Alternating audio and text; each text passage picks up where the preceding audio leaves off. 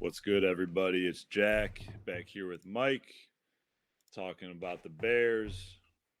Brutal, atrocious, uh, whatever adjective you want to use. It was a despicable loss to the Jets over the weekend. Just another game where they didn't even put up any sort of fight, just nothing, no resistance whatsoever on the defensive end of the ball. Got blown out in New York. It was 31 to 10, and honestly, it didn't even feel that close. It was awful, awful Sunday afternoon. This week we got the Packers rolling into town. It's the first time, and God only knows how long that both these teams are under 500. Even in all these years that the Bears have been down, it's kind of been the Favre and Rodgers era in Green Bay. So at least it's been games that you could sort of get up for. It's always a big rivalry regardless. So it's still matters, still want to win. But this is the first time that there's no real juice to the game. It's not like, oh, we're all right. Even though we're not doing that well this year, at least we got a piece of the Packers. It's kind of just like both these teams are. It's like a toilet bowl on Sunday. But that being said, who knows with Rodgers' career, the way this year has gone, he's kind of becoming an interesting character. The way he talks in the media. Who knows, what his thoughts are long term. Potentially, he seems like a guy who could kind of, retire out of the blue. Maybe it wouldn't even be out of the blue now, the way that he has sort of spoken the past few off seasons. But maybe his last time at Soldier Field. I'd be thrilled if it was. So maybe that's a little interesting headline to the game. But I'm sure he'll want to come in there and continue to, as he says in his own words, own the Bears. So hopefully that can give us a little bit of extra motivation so the defense can show up and, for the love of God, do something. At least make it known that they're on the field. But that is to be determined on the field Sunday. Mike, what are your thoughts about last week and where the Bears currently stand? So it's tough, man. We all know the front seven is in shambles. Trade away the two decent players from there in Roquan Smith and Robert Quinn, and really all we got back there is Jack Sanborn. Although he is an American hero, I will say that. You Uh, gotta you find a way to I work in love that there guy. I every fucking week. love that guy. But so we got him, and then on the secondary, our secondary has been probably the best part of our defense so far this year. And now Eddie Jackson goes down with injury. Brisker and Gordon don't play last week. Might not play this week due to concussion injuries. We got Jalen Johnson playing, but it seems like he's hobbled with something. So it's just kind of like our defense is in as bad of a spot as you could imagine possible. I don't know who we're going to stop the rest of the year.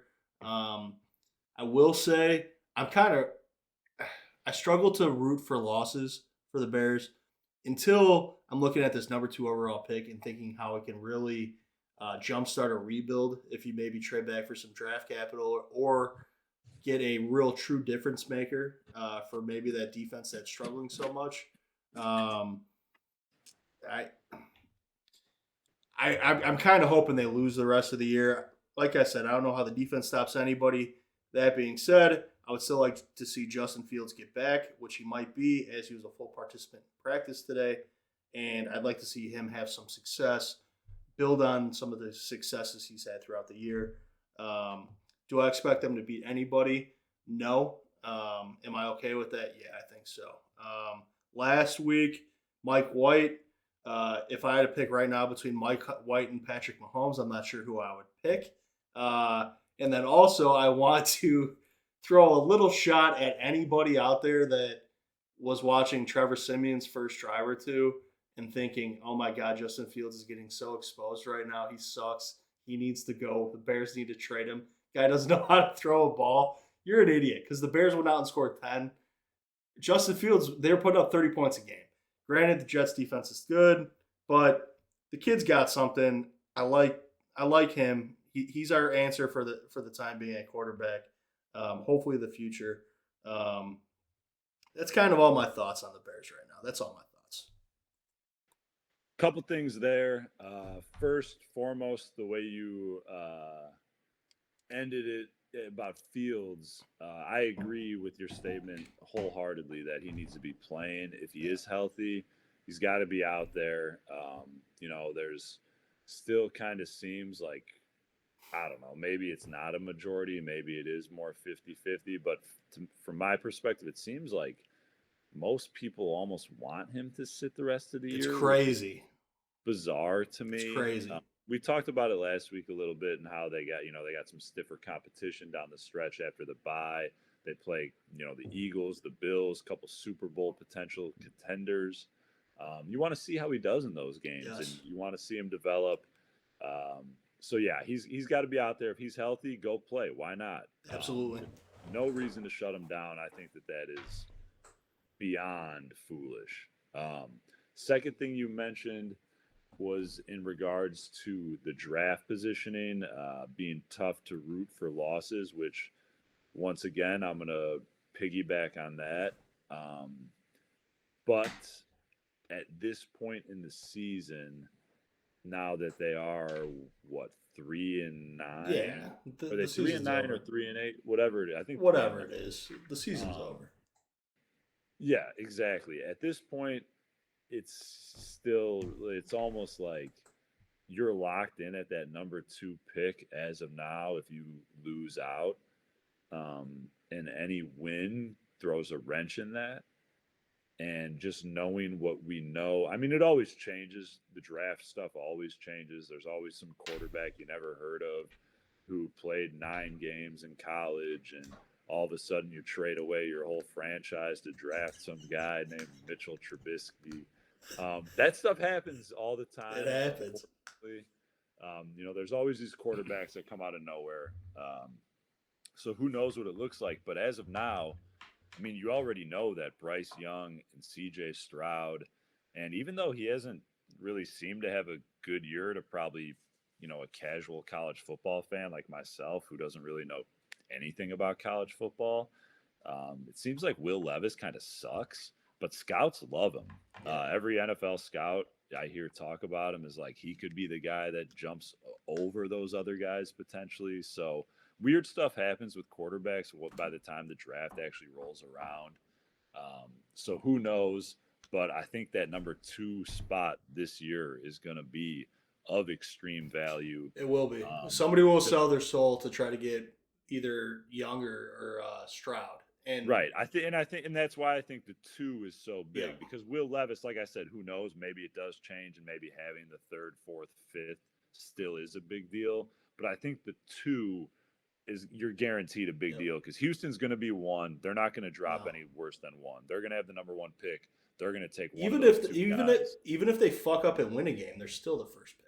Right. Yeah. That's what I'm saying. Yeah. There's no way that they're going to win, 4 games Right. down the stretch or something ridiculous. So they're going to be the number 1 pick, and they're going to take a quarterback just because, that's exactly what they need. Well, I don't know. Maybe people in Houston would call me a fool and say that Davis Mills is the man, but I doubt it. I doubt that too. Uh, He's a nice but- backup. Right. So Yeah. they're gonna take a quarterback, and then that second pick is still valuable because the Yep. other guy's there. There's a lot of teams with 2 first-round picks, with 1 high first-round pick, 2 second-round picks, not to mention, throwing in a player in the package, throwing in first-round picks in the future. There's a lot of good things that can happen for teams that do need quarterbacks that I think will be willing to move up as long as Poles is willing to move back. Yep. So, yeah, I guess probably doing a little more of a deep dive than we really need to or should be doing at this point. But I do hope they keep losing now. Yeah, I think it's the that- first time I've really felt that way. Yeah. But the moment that we've kind of have moved into that second overall pick, I think any win is a negative, unfortunately. I agree. As may be. I agree 100% because like that second pick, somebody's going to sell their soul for that. that. Somebody's going to do something stupid. If you're like the 5th or 6th pick, maybe somebody still trades up to try to get that Will Levis or whoever else, but they're going to like give you something, but they're not going to sell their soul. If you end up at that number 2 pick, it could be one of those hauls that really allows you to build a base of a franchise. You know what I mean? So, I mean, dude, look what San Francisco get. I mean, we don't plan any of this stuff, so right. like this is just kind of scatterbrain all over the Yeah. place, and I don't have any of this information looked up. But look at what San Francisco gave up for Trey Lance. I think they gave up 3 first rounders. Yeah. And like Trey Lance is a nobody. He sucks. He didn't even play. Like, Yeah. you know what I mean? CJ Stroud and Bryce Young are both highly known commodities from, you know, 2 of the biggest 3, probably maybe biggest 4 college football programs in the nation. You know, everyone knows who they are. People are going to be all over them. And I agree. I think you can get a king's ransom. Like you said, people are going to do something stupid to go up and get it. And I just hope the Bears don't do something stupid and don't trade and just not trade back. You know, I think maybe you get Will Anderson. That's a huge position in need. That defensive lineman out of Alabama, who I'm sure seems like a surefire stud in the NFL. You know, which would be great, but also like it'd be great if we were, you know, 1 or 2, 3 pieces away, not when we're 10 about, you know, we're about, you know, maybe 20 pieces away. Right. We're probably at Fields. You know, maybe you hope Brisker and Gordon are okay, and then you need about 19 guys. Exactly. Exactly. Yeah, I hope they move back with it, and I hope we stay at 2 to get the most possible. I agree. All right, moving off of that little tangent, we still got to have some keys for this week. Packers coming into town. I know it's tough right now. Still a little uncertainty about Fields and whether or not he's going to be out there. We're hoping he is, especially after the bye. He better be playing. But regardless, any way you were able to come up with any keys to victory where the Bears could possibly go out and find themselves on top at the end of the day on Sunday? Yeah, I came up with 3, like always. And I think if they do these things, they could win the game. Like we've said, we're at the point where we're rooting for them to lose, I think, for the long term. But I came up with some keys, and if they do these things, they can win the game. So my first key is... And just, I don't want to cut you off real quick, but just to be clear, because I don't want to be like hypocritical. Sure. I have said all along, I'm against a tank. Yeah. But I think the difference is now that we are in that position of the 2nd pick, it is just so different. Yeah, if we were at the 10 pick, you'd be like, just win. You know, we'll take the 13 pick. Even if we were at the 5 pick, I'd want to win. Yeah. But I think this is just such a drastic difference maker. I feel that. All right. My first key is just run the damn ball. The Packers actually have they allow the 2nd most yards per game rushing of any team in the NFL, only ahead of Houston. They stink at defending the run, and especially when Fields was our quarterback, we had the top rushing attack in the league. If they could figure out a way to run the damn ball, Luke Getsy come up with a game plan that allows you to attack your former team where they're weak. I don't see any reason why we can't run the ball, dominate the clock, and really exhaust that Packers defense that is coming off a tough stretch of games where they might just be mentally exhausted already. There's no reason, especially if Fields is out there, there's no reason that they can't run the damn ball against the Packers. Run the damn ball, that's the first key if they want to try to get a win. Packers defense has been abysmal. I mean, obviously Aaron Rodgers is Aaron Rodgers. You know, the name speaks for itself and the expectations that he carries with him. So he's been, you know, plenty of a disappointment, and the Packers in general have been. But people were talking about that defense going into the year like they were going to be world beaters. I was. You thought they were? I think in one of our first videos, I think my prediction was they were going to be in the Super Bowl, and I thought they were going to have one of the best defenses in the league. Um, Yeah. I was wrong. I'm glad I'm Right. wrong. Fuck the Packers.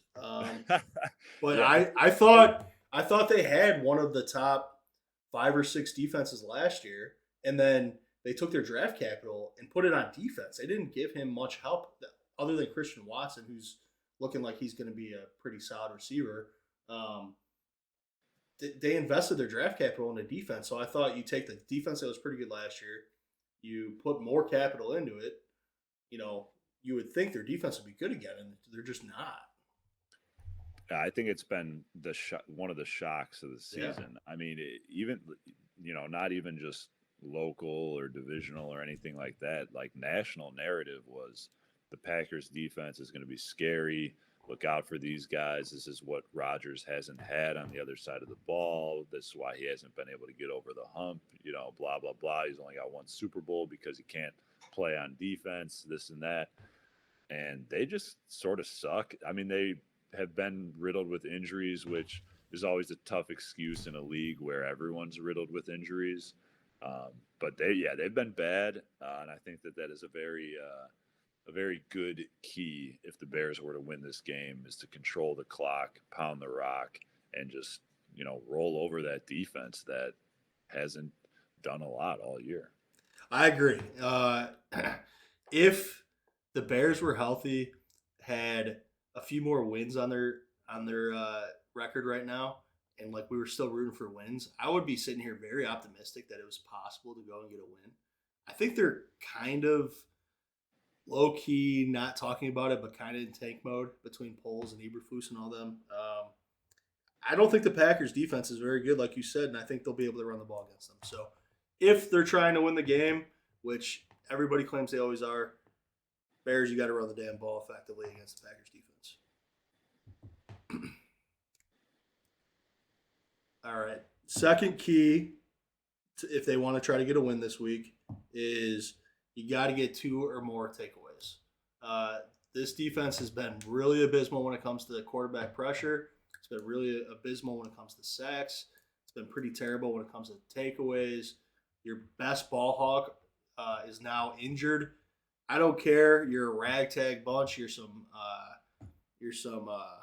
What's the Bears baseball movie? The Bad News Bears. You're a Bad News Bears defense right now. Just go out there, figure out how to get a peanut punch in, a little effort play, a little something. Find a way, a tip ball, deflection, whatever. Find a way to get a couple takeaways, and that'll give you guys a chance to get a victory if you're trying to get a victory this week. Takeaways are always part of your keys, man. I love it because it's Especially when the defense sucks. right. It seems basic, but it is Yeah. very true. You win that battle, you should have a chance to win the game. And Rodgers has given the ball away more this year than he Yeah. has in like the previous 2 or 3 years combined. So they're out there for the taking. I hate to kind of maybe give him a little more credit. I do think his thumb is, they came out and said it's broken. He probably needs surgery on his throwing hand. He's playing through it and acting like it's not a big deal, but I can't imagine that it isn't a big It's deal. got to be a That huge deal. it Yeah. seems ridiculous that it wouldn't be. So he's giving the ball away. He's putting it out there. Bears got to take advantage of that. And then just quickly to touch on your point about, how you keep kind of tongue in cheek saying if they're trying to win the Yeah. game. I kind of, you know, I don't want to be out on Eberflus. I banter in like conversations about, little hyperbole with being in or out on certain guys, kind of just playing around. But if Eberflus is what he's supposed to be, I don't care if they have 11, freshmen in college on the field on the defensive side of the ball. If you're supposed to be this defensive coach and you can't do anything out there, I hope him and Poles are like, having Giggling. little singing kumbayas at Hallis Hall and being like, hey, just make sure whatever you do, you give up 500 yards and 40 points. Like, I don't get how they don't do anything out there on that side of the ball.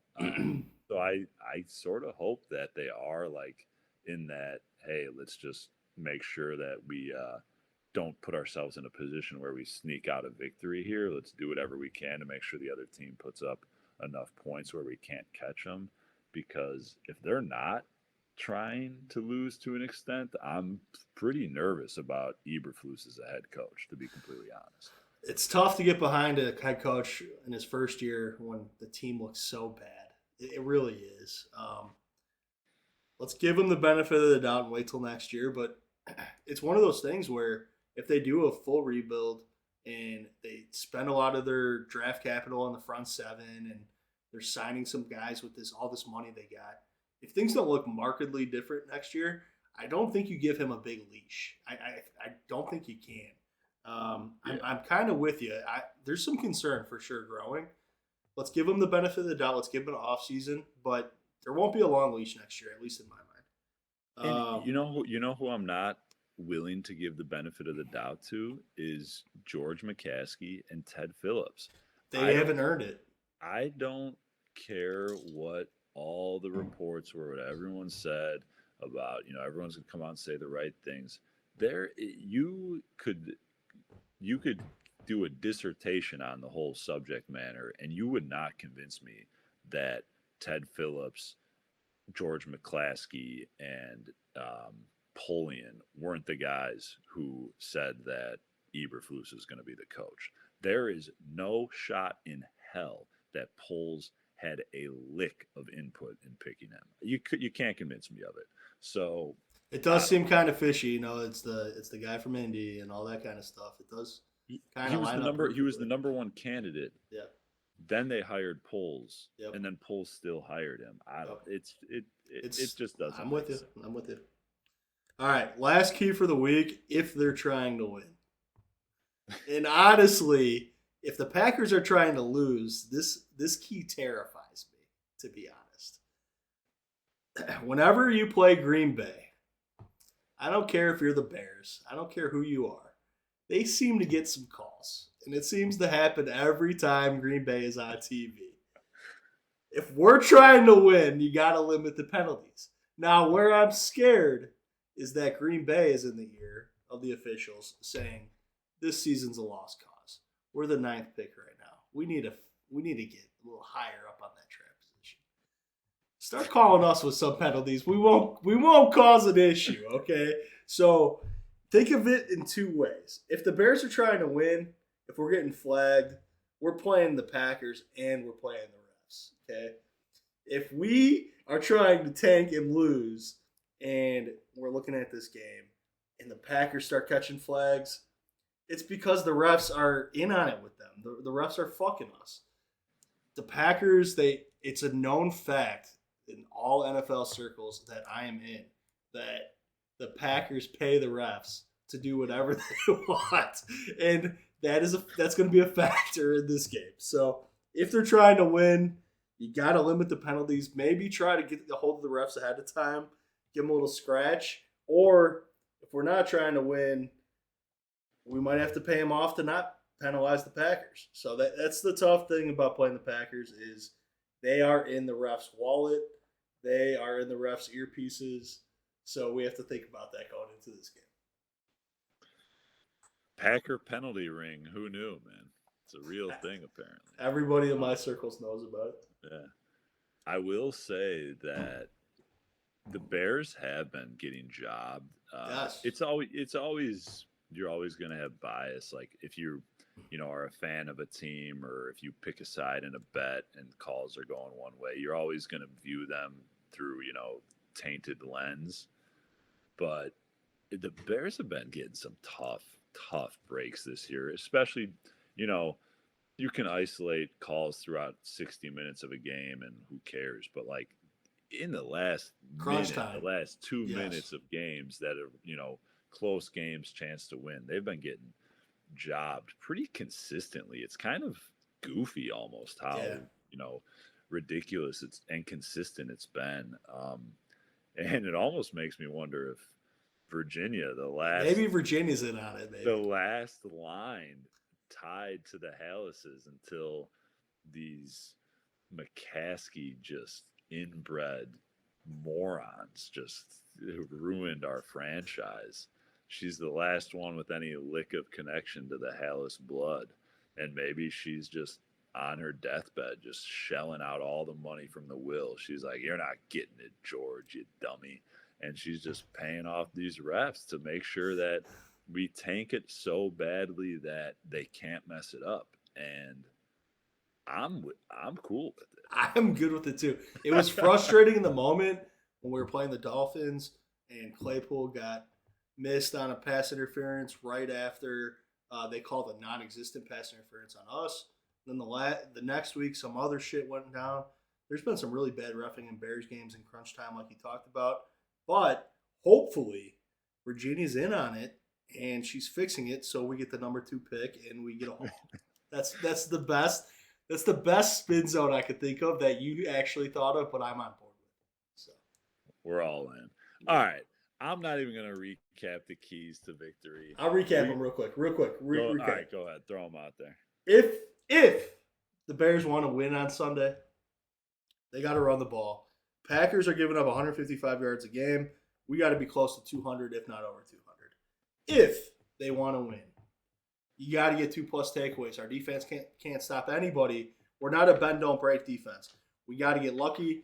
Got to get a couple turnovers. It's the only chance we can stop them. Maybe we could even convert them into some points of our own. Lastly, the refs are in on it with Green Bay. We have to beat Green Bay and the refs if we want to win the game. I hope we don't want to win the game. But if we want to win the game, those are the keys. Jack, see us out. Absolutely. This video was quite a tangent. We were just getting into draft fantasy dream scenarios. It was a beautiful moment between you and me. It's gorgeous. But at the end of the day, it is still Bears-Packers. Of course, we'll be watching. Massive rivalry.